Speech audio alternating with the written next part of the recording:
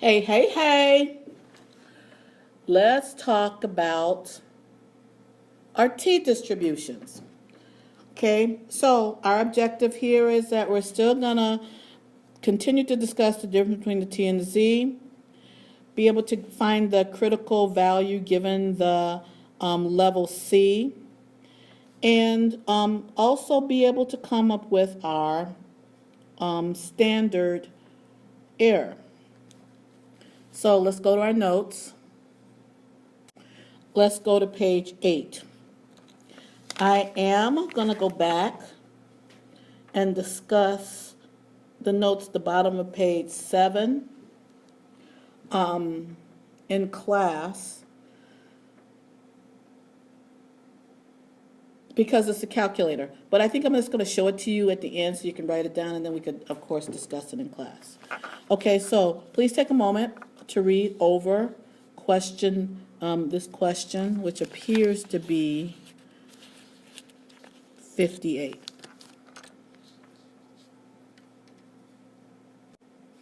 So our question here is, explain why it is not wise to use the t-values to construct the confidence interval. Okay, well, let's look at this histogram right here. And as we look at this histogram, please notice that it has outliers and it is heavily skewed. So let's make a note somewhere. We should not use t when we've already discussed about it being heavily skewed, but also when you have an outlier, do not use t.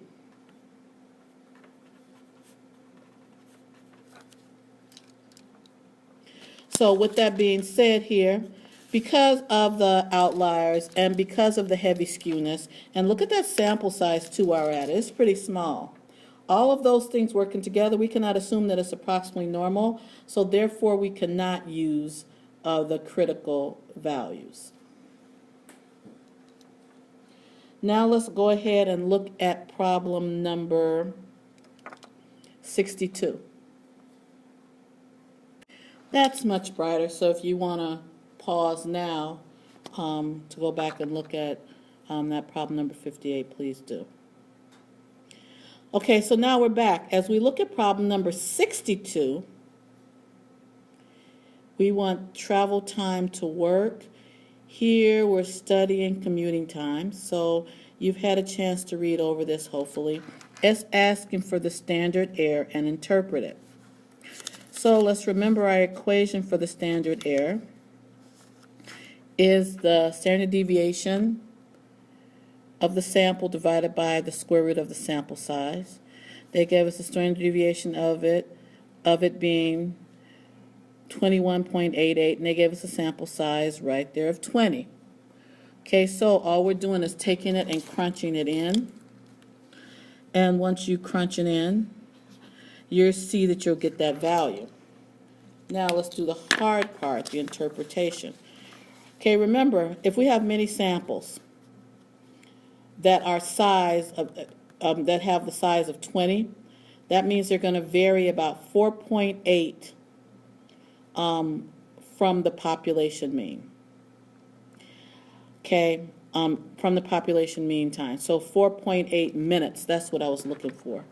Let's squeeze in the word minute. Okay, so notice I squeezed in minute. Okay, now before I go any farther, I want to go back to page 7 of our notes and look at I need you to finish off 55 and 56. And remember, all they're asking me for are T star, which we know is their critical value. So pause and do it. Okay, so let's look at one of them. Right here, we have a degree of freedom of 11 with our confidence interval to be 90. So right here, confidence interval 90, degree of freedom, forgot it already, is 11. So I'm just going to take this and I'm going to slide, slide, slide up. And I see that the answer is going to be right there, that 1 point 97, 1.796. Okay, let's do one more. I would now like to do number 56. Let's look at 56C. Find that confidence. You've got a 99% confidence interval, sample size of 58. Find for me the critical T. Okay, so now doing what we were doing before. Here we've got this, and then here, what am I looking for? 58? Well, there is no 58, so it's going to be between that 50 and 60. Ooh, that's bad. As I erase that. Okay, so here again, let's try this again, 50 and 60, the confidence interval. And I think it's easier if I show you the other way because I'm making a hot mess of this. As I do nothing but slide up and then go over, and here, so you can give me a value of that 2.660. I'm wrong here. The 2.678 or the 2.704. Whichever works for you. I need to correct myself, 58, so it's either going to be that 2.660 or that 2.678 because it's closer to 60, but some people go with the conservative estimate, going with the smaller, but you'll be fine regardless. So go ahead and check your answers. Also, make a note of how we're going to use the calculator. And then also, so pause and do that. We're going to talk about how we're going to use the calculator for the confidence intervals on Monday. And then you're going to make a note on how to find the best sample size. Okay, now as we look at how to find the best sample size, notice it's still the same idea. The margin of error part of the equation, except we're using our standard deviation for our sample. And yeah, remember, I like to set it equal and then say, okay, fine, I know that it's going to be greater than whatever value it is, but let me change it to make it the correct, show the inequality that it should be. And there it is. Now, I want you to turn to your notes, page 8, and we are going to just do the math behind it. For the construction of the 99% confidence interval. So we're going to basically do the third step, and then I want you to finish it up for class for Monday, along with a couple of other things I'll tell you later. You know what? I changed my mind. I'm going to do this with you. Okay, this is a one sample T interval. So saying it again, this is a one sample T interval. Okay, our level C is 99%, and our mu is the true mean score of all all 8th graders in Atlanta. So part 2, remember we've got to look at our S, our I, and our N. Do they give us a SRS? Do we have the 10% rule? Hey, now we've got a new normality thing we got to consider. Okay, so here independence. Okay, all 8th graders in Atlanta are going to be greater than 10 times that huge sample size. And then finally, I know since N is going to be, so the normality, 1470 is going to be greater than the 30.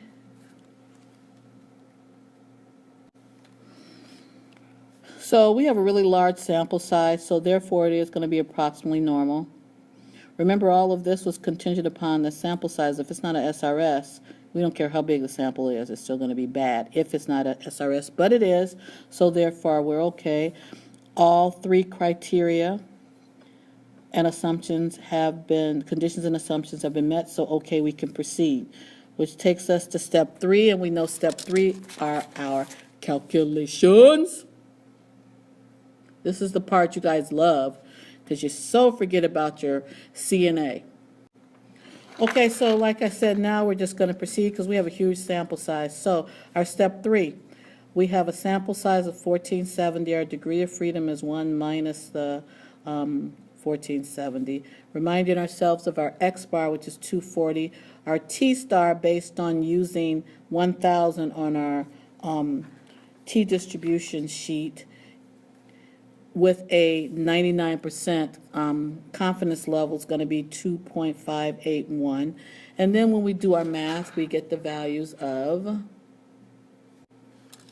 237.16 and 242.84. But let's do this in the calculator, and then we'll do our interpretation. Okay, so go into your, let me clear out everything.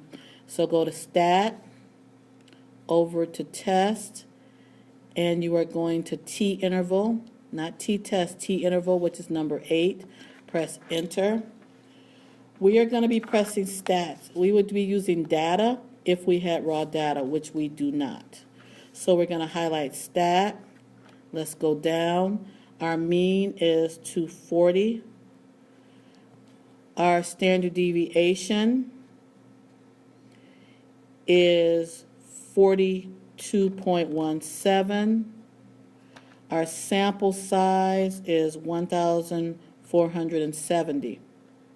And our level C is 99. Now, let me explain something really quickly. Please recognize right here that that 42.17 is the standard deviation of the sample when you're given 1. It tells you right here the standard deviation of the sample. And then it also reminds you that you don't sit there and divide, because later they ask you for the value of X. So let me ask you this question. Does this make sense at all that you would plug that in there right there and make that the standard deviation that would go right here, and then sit there and then ask you for N? What would be the point? Okay, so that's why you're just taking this value right here. You can see that's this, and then your sample size is there. Okay, so now we just press Enter, and it's thinking,